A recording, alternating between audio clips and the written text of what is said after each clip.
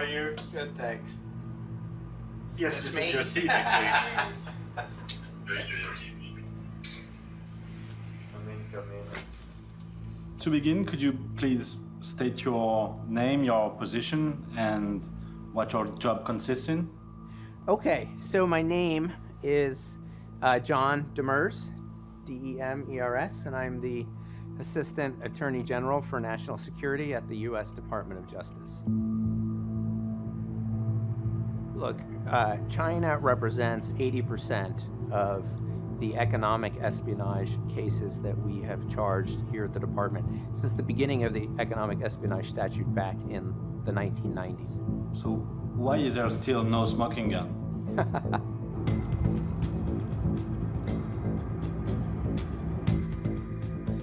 An endless clash of commercial and geopolitical interests. A clandestine yet continuous battle that directly affects us all. The internet and all of our connected gadgets are now a battleground in their own right, and there are no rules to this war. Land, sea, air, space, cyber. It's a domain. It's a place. It's a location. In this theater of operations, from espionage to 5G, a new player is coming to the foreground. China. Its goal, to become the world's leading power by 2049. It's the 100th anniversary of the People's Republic. To increase its economic, technological, and military capabilities, China has become a master of modern espionage. China is often relegated to this kind of like second tier of intelligence services, and that is just not the case. I think we underestimate them continuously to our own detriment. Via cyberspace, China steals secrets from strategic companies. This group targeted at least 9 companies, most of them are stock listed. Faced with the rise of China, America is taking notice. Since the end of the Cold War, the US has not shied away from global espionage, including on its allies. But it's no longer the only one. There is one challenge central to the superpower's success: to not lose its rank as the world's #1. I raised once again our very serious concerns about growing cyber threats to American companies and American citizens. I indicated that it has to stop. 应该是 US government 就是美国政府也在后面也是使了一些这个力量商业战中间都是这些不管怎么样，就大家不能说是谁都是发展的利益都是干嘛的。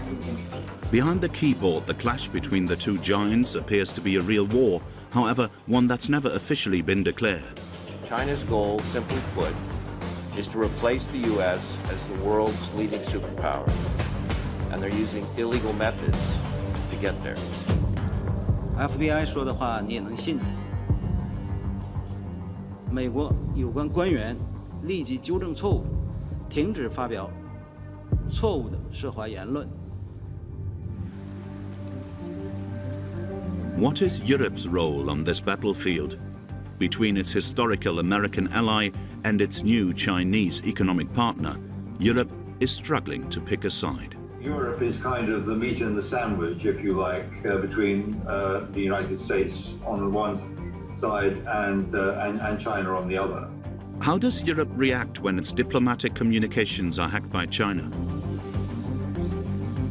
You know, the particular attack that you have mentioned is only one of the very many attacks that have been going on, are going on, and probably will be going on. What are China's true digital espionage capabilities? Are they being exaggerated by the United States? Or is this new cyber power trying to reshuffle world order? They're a cyber superpower, and they're not going away. They're a global player. So whether you like it or not, you're going to have to deal with China.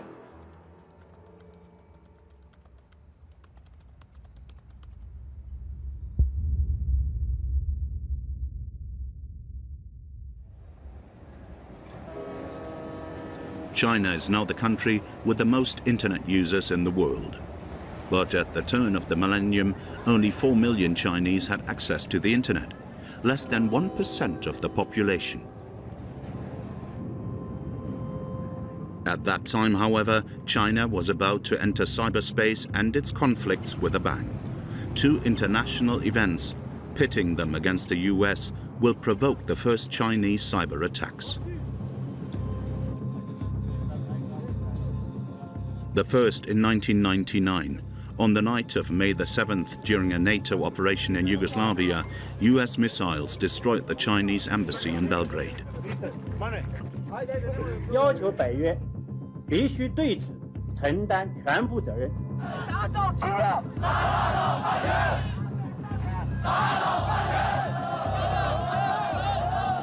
In 2001, a collision between 2 Chinese and American military aircrafts resulted in the death of a Chinese man.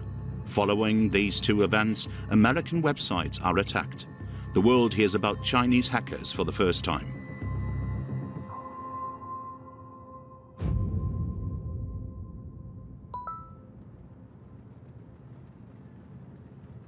You worked for 14 years as an expert for the US National Security Agency? 13. 13? Okay. The NSA is the powerful US communications spy agency. Priscilla Moriucci headed the Asian Cyber Threat Analysis Office there. There certainly were a core group of people in the late 90s and early 2000s, who were kind of involved in what people would sort of call like the US-China hacker wars, right? They were interesting because it was one of the first times in which you had people on the side of one nation state who were sort of using the internet, right, as a tool, to kind of attack and for political retribution or motivations. The attacks were signed off by 2 groups, the China Eagle Union and the Honker Union of China. To find the websites of these 2 organizations, you have to go back 20 years.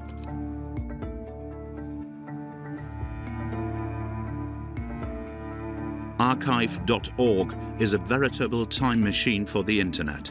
In a few seconds, we're back in 2001 on the homepage of the China Eagle Union. Shield of the nation and justice. My heart is pure and radiant. As well as the Honker Union of China website, the Hackers Union of China, Chinese Hacker Cybersecurity Alliance. I think it was sort of one of those transition periods in time, right, when Chinese perception of themselves and the role that they were playing and they occupied changed, and that reflected, right, also in kind of cyber operations and the rise of these kind of the Honker Union, right, and these kind of groups who realized that they had a tool, right, the internet, that they knew how to affect United States. And they employed it. Ces hackers des origines, ces pères fondateurs, sont très connus en Chine, sont quelque part très respectés. Candice Tran Dai is one of the few experts to have studied this first generation of Chinese hackers. Et en plus, il y a un côté star system en Chine, dans la culture du hack, qui est vraiment très spécifique. Le côté vraiment renommé, beaucoup d'internautes les admirent pour leur technicité, pour leur audace. With a Chinese speaker who we kept anonymous, we go in search of these first Chinese hackers.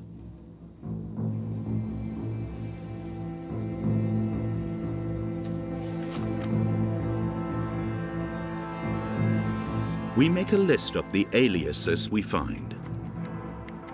After several weeks of research, we have faces, backgrounds, real names, and even email addresses. Among them, the leaders of the groups in this first Sino-American hacker war.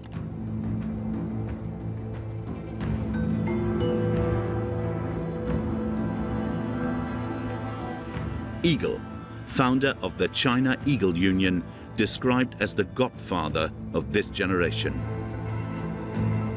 And Lion, leader of the Honker Union of China, one of the most active groups of the time.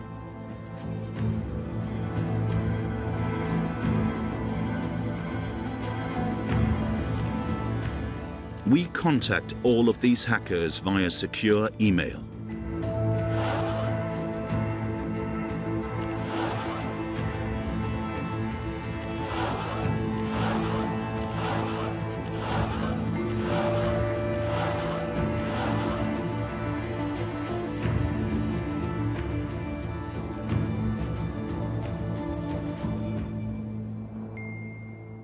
Only one accepts our interview request, the sponsor himself, Eagle, under one condition, not to show his face.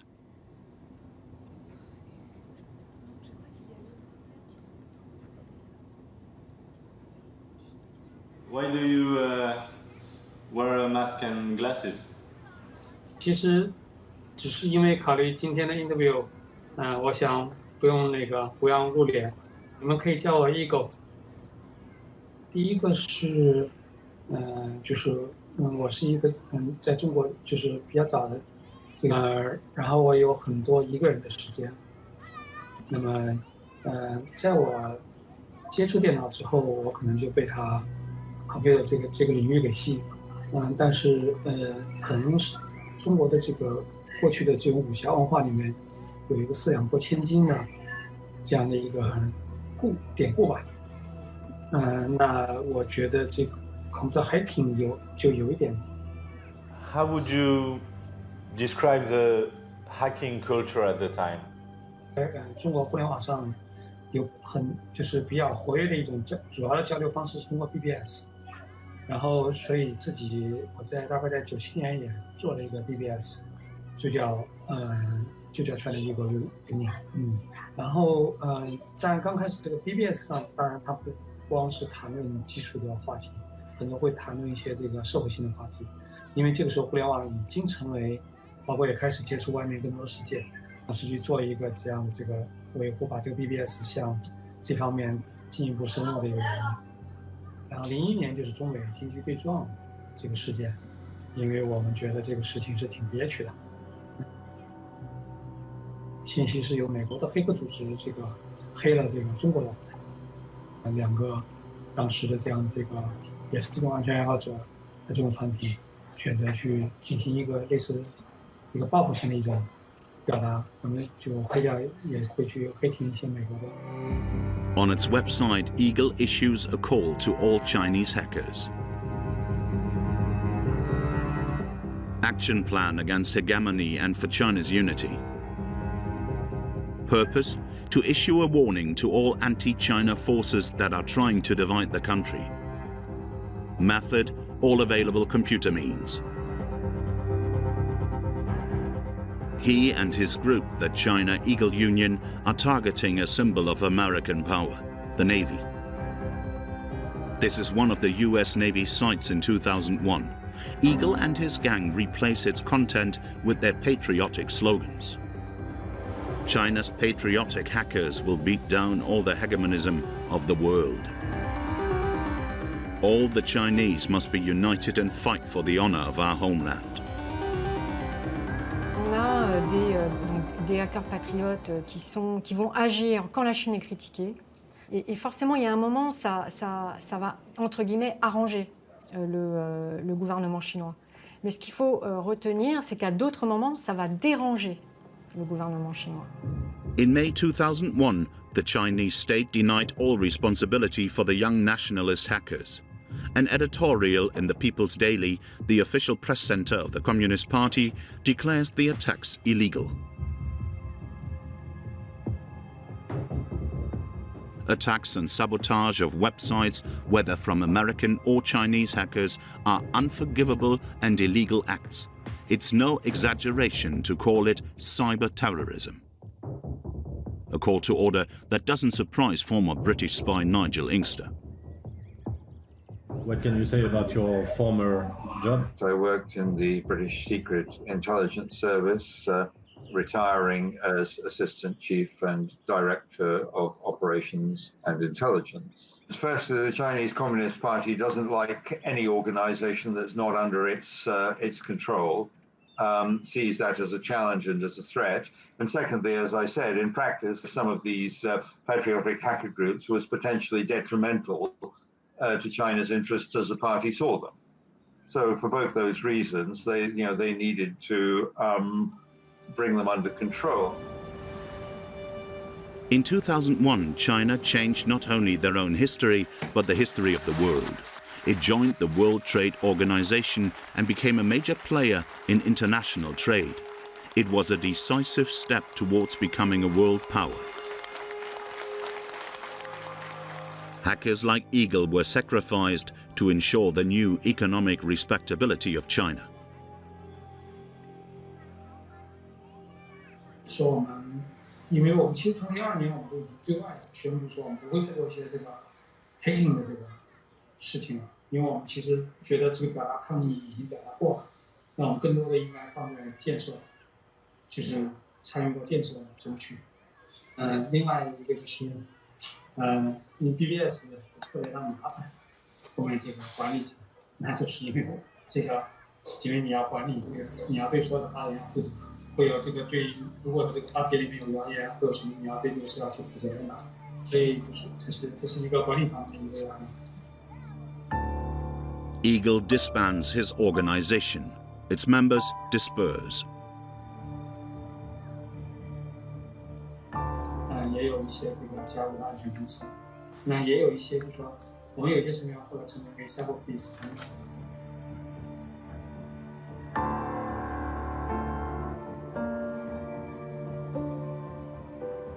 We had a group of people with the requisite cyber capabilities who were showing a kind of autonomous disposition to work as they saw it, to put these capabilities to the service of the state. The potential was there, and I think this was seized upon, yes. Did some of the first hackers work for the Chinese government? On the WikiLeaks website, where a group of journalists publish classified documents and leaks from anonymous sources, we find references to early Chinese state-sponsored cyber attacks documented by the United States. According to a secret telegram from 2009, a hacker on our list, Lion, was recruited by a company close to the Chinese military, TopSec. TopSec employed a known Chinese hacker, Lin Yong, also known as Lion and owner of the Honker Union of China. TopSec provides services and training for the People's Liberation Army. Lion appears 8 years later at a cybersecurity conference in Shanghai. He didn't lose his reputation nor his convictions.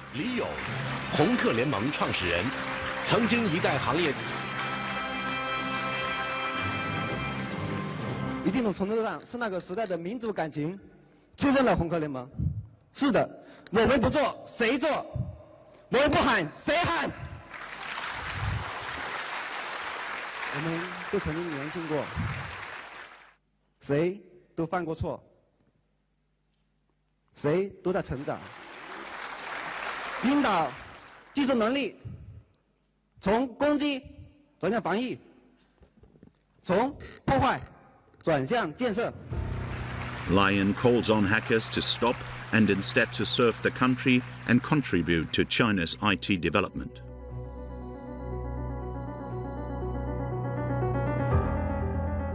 This new guideline became official 4 years later through the voice of China's new president, Xi Jinping.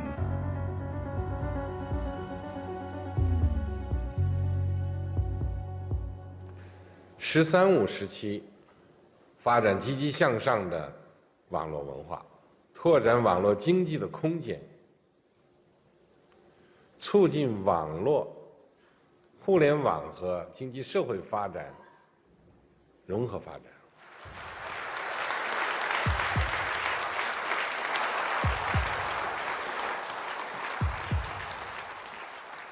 Jeff Moss is one of the world's leading cybersecurity experts.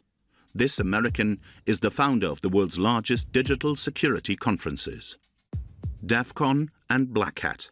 In 2018, he launches a Chinese edition of DEF CON, a symbol of the meteoric rise of cyberspace in China.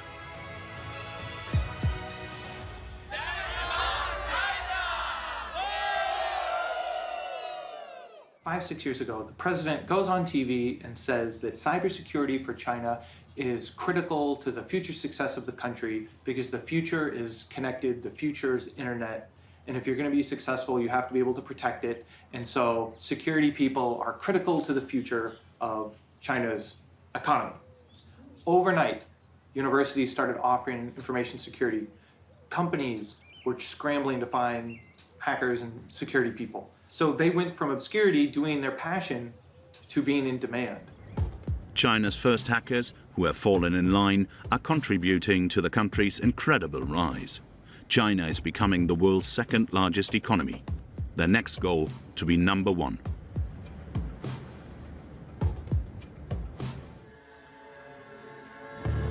China is deploying its cyber force to surpass the United States. Its strategy? Steal industrial secrets from their biggest companies. At least, that's what American officials claim.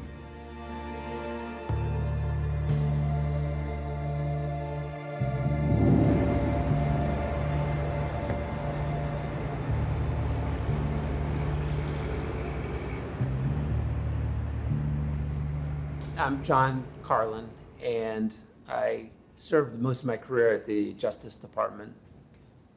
When I was a prosecutor, I went to a secure facility. I still remember going on the trip where there was a task force housed of both law enforcement and intelligence, and there was a giant Jumbotron screen in the background, the size of a movie theater type screen. And they were tracking in real time what Chinese threat actors in particular were doing to US companies. And they'd steal the research and development, the intellectual property, the trade negotiation strategies from that company, and we'd watch it go back out of the United States and hop back to China. So we decided to have a new strategy.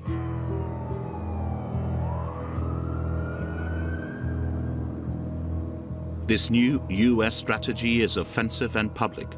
It's announced at a Department of Justice press conference with strong backing. By Assistant Attorney General for the National Security Division, John Carlin, United States Attorney for the Western District of Pennsylvania.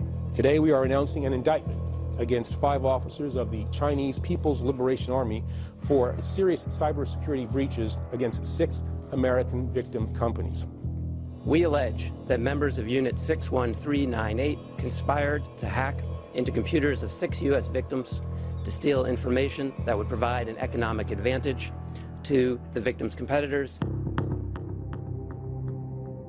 The US doesn't only single out the Chinese military unit as responsible for the hacks, it goes one step further.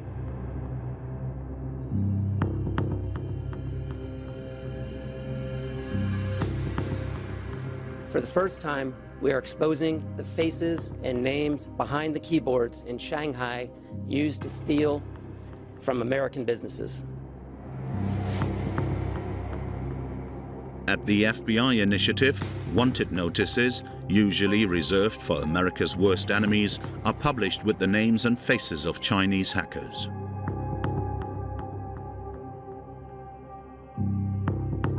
Were you expecting the wanted posters?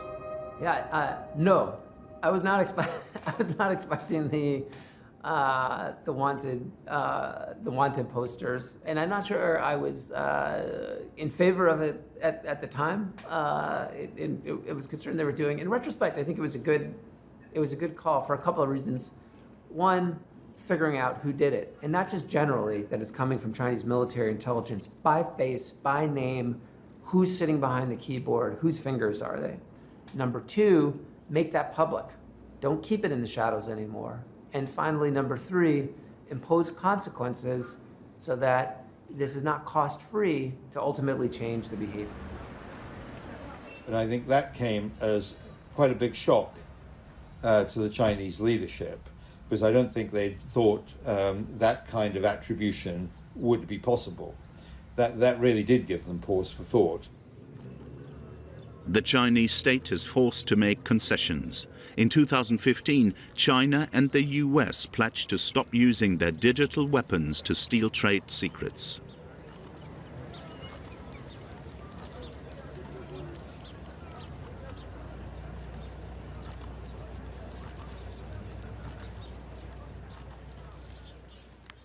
Good afternoon, everybody. Please have a seat. 中国坚决反对和打击包括网络、商业窃密在内的各种形式的黑客攻击活动。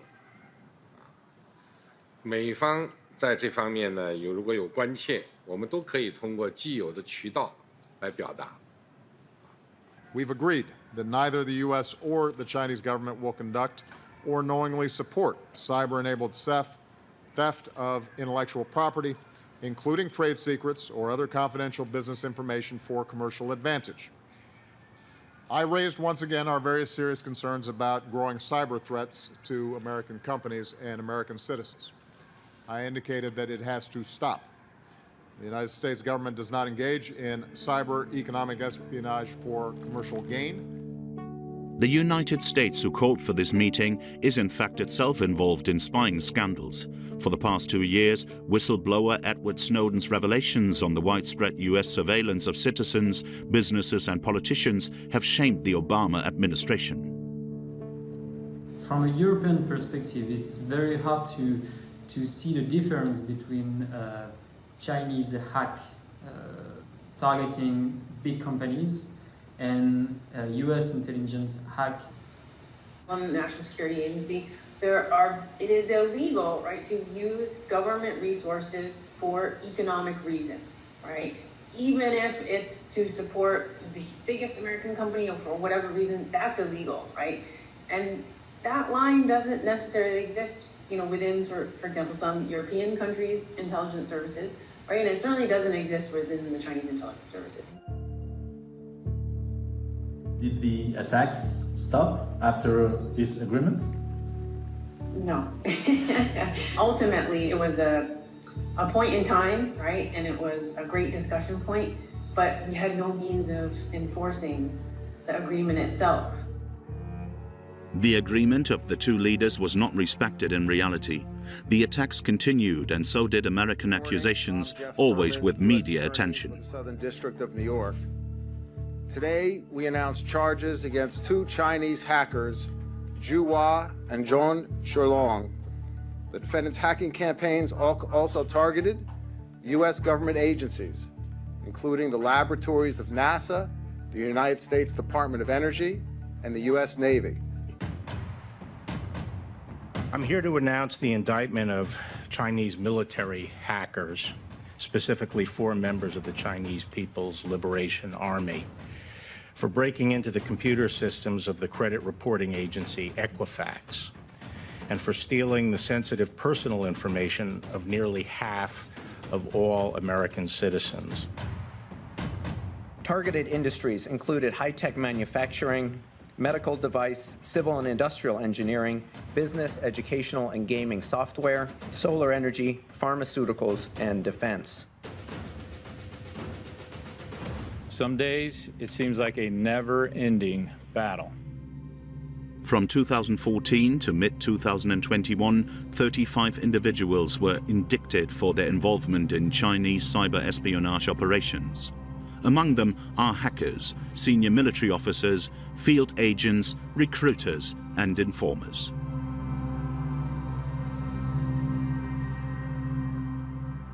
Well, as long as these people remain in China, they're not within, they're not within reach. I mean, there have been cases where, Chinese involved in cyber espionage have been arrested outside China and prosecuted. It has happened. But the simple fact is that those responsible for these operations, as long as they don't leave China, are not at risk. Of the 35 defendants, only 3 have been arrested. 2 are awaiting extradition to the United States from Malaysia, while only 1 has actually been convicted. After 18 months in U.S. custody, he returned to China, free. We can't take them into custody, try them in a court of law, and lock them up. Not today, anyway. But one day, these criminals will slip up, and when they do, we'll be there. In Beijing, how does Eagle, the patriotic ex-hacker, react to these U.S. charges? What do you think of the way how the U.S. portrayal the Chinese hackers? 这个是一个挺难回答，但是反正我觉得现在有点 boring 的问题。应该是 U.S. government 就是美国政府也在后面也是使了一些这个力量。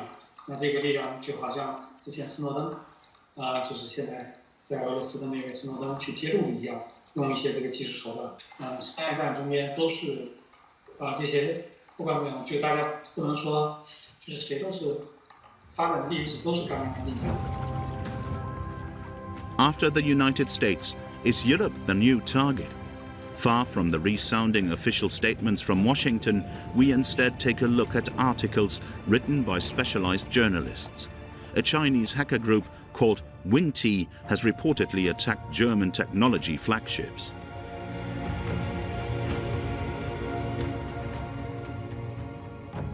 Reporter Hakan Tanriverdi has identified some of the victim companies. In Germany, this group targeted at least 9 companies. Most of them are stock listed, so we're talking about big names like Siemens, BASF, Bayer, which is a chemical company, Lanxess, also a chemical company. Then you have Henkel. You might know them by the products they're making, like beauty products or cleaning products. What they also make is they make industrial type glue. And that glue is being used if you say you make an airplane and you want to glue things together, then you don't use normal glue you can find in the store. You use industrialized products. And this is another specialty of theirs. 3 grams of adhesive. 1 hour.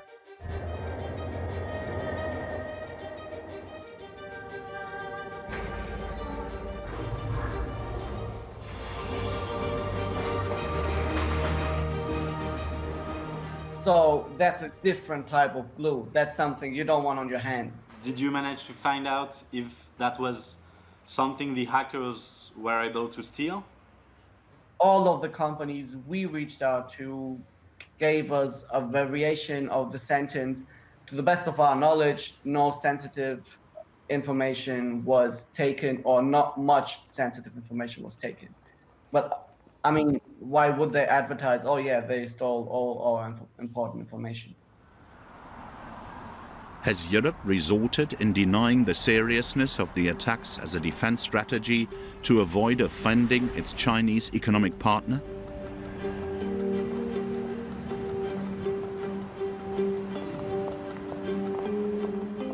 During our investigation, we discover an attack that should have been disastrous. Between 2015 and 2018, thousands of diplomatic documents were stolen.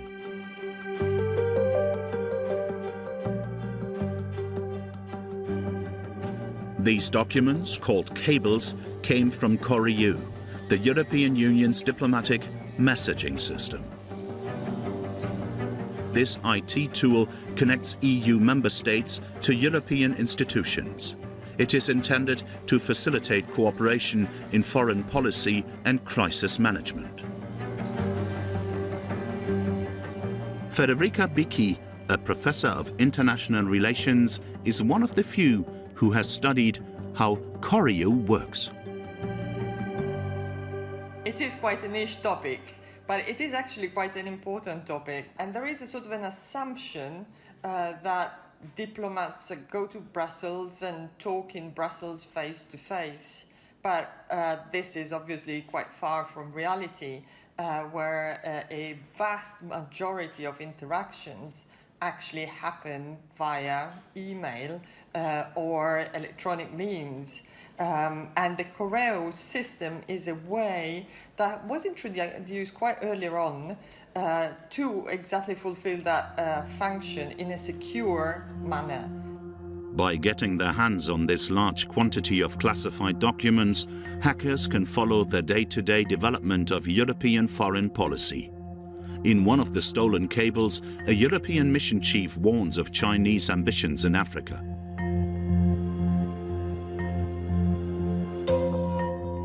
The EU would benefit from elements for an updated strategy regarding its engagement with China and Africa, taking China as a partner, but also as a competitor and possibly even a threat.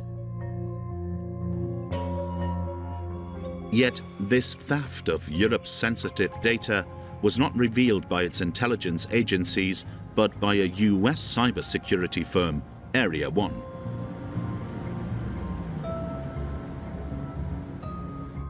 Its short report on the attack explains that the hackers didn't target the Coru system itself. They broke into one of the network's points, the Cyprus Ministry of Foreign Affairs. It was there, on an international server, that they managed to get their hands on thousands of Coru documents.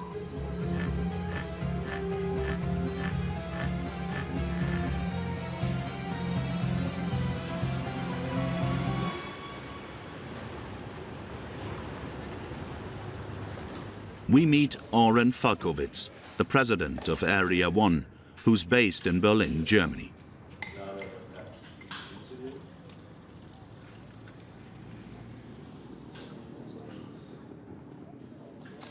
Before working in the private sector, he was a member of an elite hacker unit of the NSA, the US Cyber Intelligence Agency.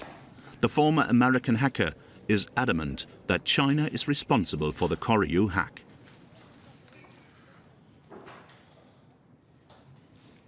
How confident are you in this case, in your attribution to China? I mean, 100%. 100%.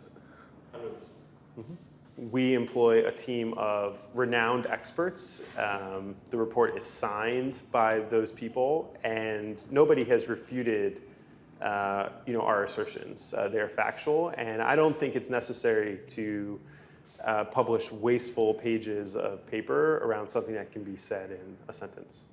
Mm-hmm. And so what made you realize that the attackers had access to the Coru cables?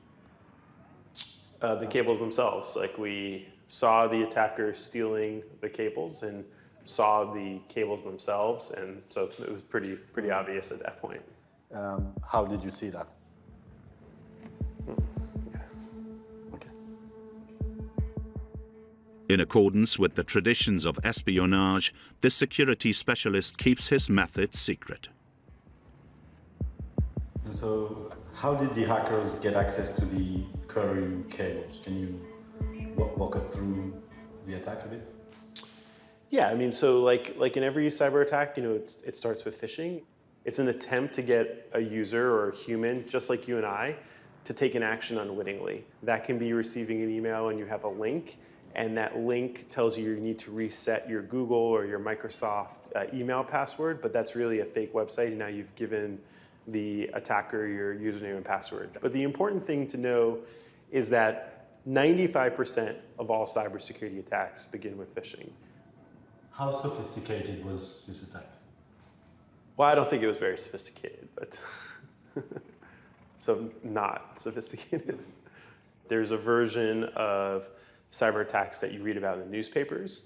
There's a version that you see in the movies, and then there's the reality about what's happening. Most of the activities that this Chinese attributed group is undertaking are generally unsophisticated, and they're kind of routine. But what's significant is what you can do kind of being unremarkable.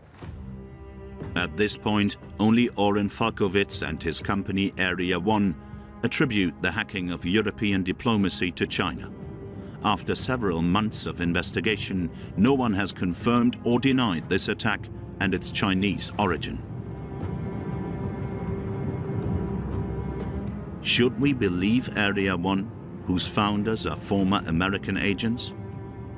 A contact whose identity we must conceal sends us information that turns our investigation on its head. A password used by the attackers. European diplomatic documents are stored in the computer systems of the Cyprus Ministry of Foreign Affairs. The hackers managed to break in, but to avoid detection, they didn't directly retrieve the diplomatic cables. They gathered them in a file protected by their own password. LoveZK1980.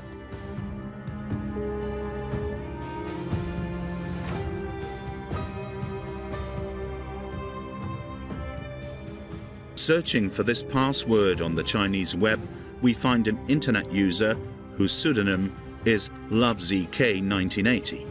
To our knowledge, there is only one.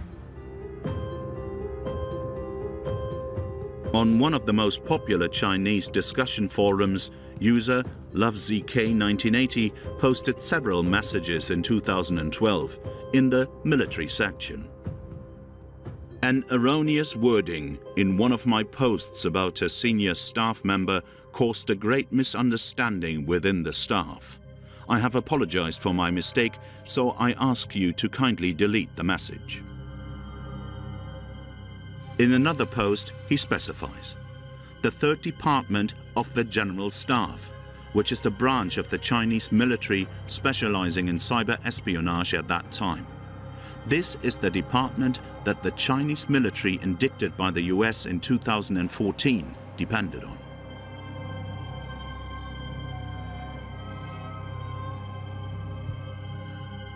In a commercial register, we find LoveZK1980 again, but in a different form, an email address to contact a company in an IT group.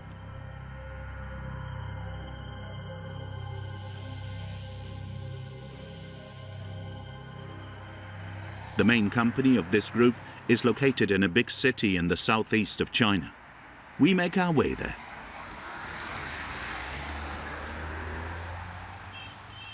The company is based at the address indicated. Its name is on the entrance sign of the building.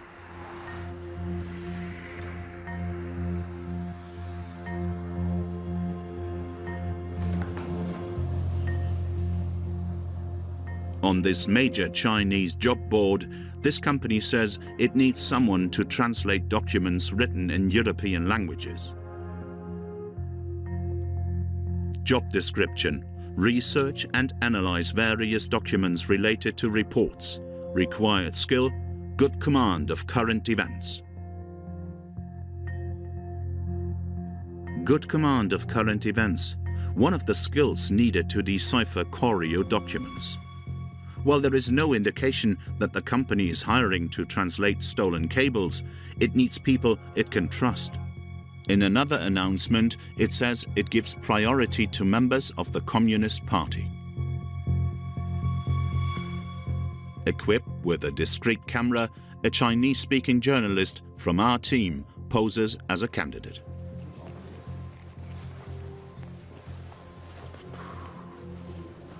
Hey, 你好。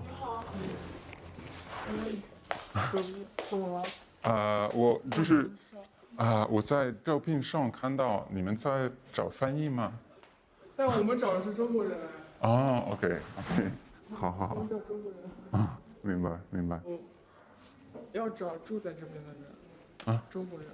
啊，明白明白。OK。哦，不是，招怎么样的翻译？对。您是哪国？法国的。哦，我们法国已经有法语已经有了。对对对，我们最近确实没有在招人。不好意思，不好意思。明白。OK。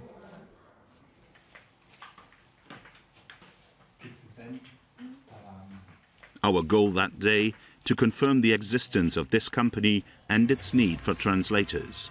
On the job board, the manager listed for this company has the initials ZK, suspiciously close to LoveZK1980.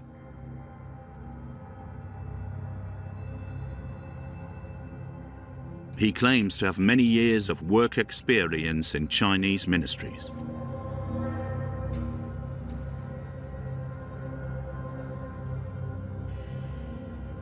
A few days later, we try to reach him by phone.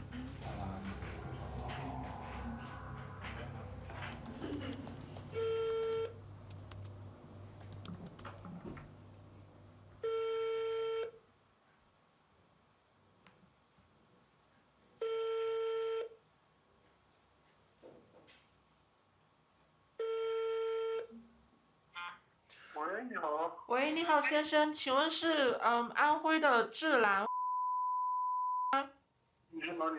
您好，我们是法国法德合资公共电视台的记者。然后我们的话现在在做一个就是讲中国在网络科技上面的这种就是发挥力的一一个纪录片，然后在网上了解到，就是你们公司就是在相关的领域方面有一些成就，所以我们想了解一下，可以吗？暂时不需要的。暂时，就是我们想采访一下你们的 CEO， 你们的老板，可以吗？暂时不需要，谢谢你。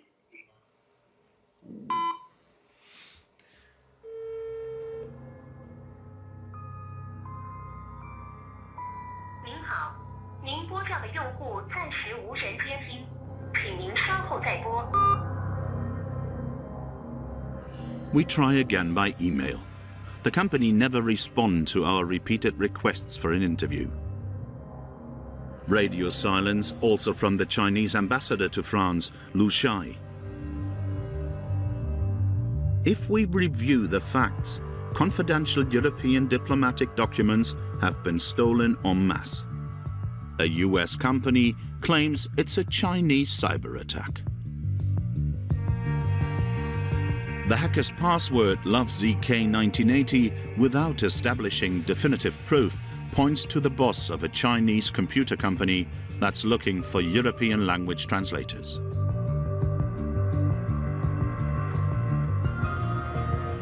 What does the European Union know about this attack?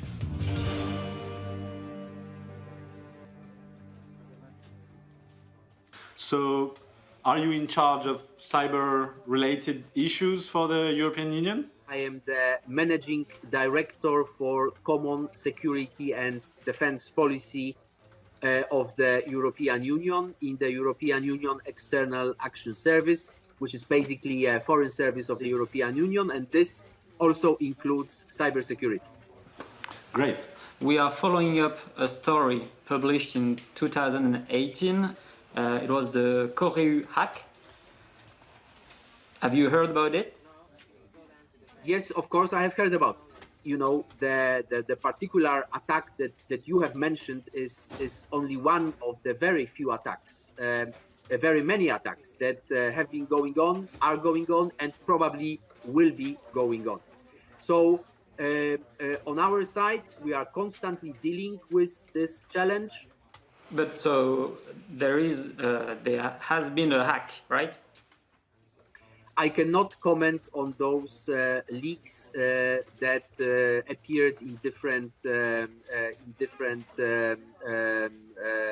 media outlets. The diplomat half-heartedly acknowledges the hacking of Coru, then changes the subject. Was there any diplomatic response from the European Union following this incident? We have in our machinery several possibilities, but I would like not to go into more details when it comes to this particular attack that you are referring. As you very well know, we have not attributed any attack to anyone. And why not? Attribution is a competence of member states. And to have a joint attribution, so attribution at the EU level would be a very difficult and probably a lengthy process. To accuse a non-member country of cyber attacks, all 27 EU member states must agree. We think we have identified the perpetrators of this hack. We followed a trail of clues leading to a building in China. Did the European Union manage to identify the individual operators of this hack? Again, I'm really sorry, but I cannot enter into such details. Is the European Union too weak to speak out on these cyber attacks and to confront China? No, I mean, here I have to completely disagree with the notion that we are too weak to confront anyone. We are clearly concerned by the rise. The representative sticks to the official line. He reads almost word for word a sheet drafted by the European Union communication a few months earlier. China for us is in the same time cooperation partner, economic competitor, and also a systemic rival. We want to pursue a realistic, effective, and coherent engagement with China based on our values and our interests. Okay. Okay? Thank you very much. Thank you very much. Many thanks. Great pleasure. Strong diplomatic language is used. China is now a systemic rival, a competitor in all areas. But on the attack, on its diplomatic communications, Europe continues to keep a low profile. They minimized the issue, despite the fact that it was clear where it was coming from. Not going to come out and explain what they're doing, how they're doing it, etc., because it's already bad as it is in a way. Washington officials, meanwhile, are hoping for a more aggressive stance from Europe on Chinese cyber espionage. There's some belief if you close your eyes to it or appease to it, it's going to go away. And it's not. Waiting until they have more leverage and become more powerful before you have that discussion is a mistake. Now is the time to try to set the rules of the road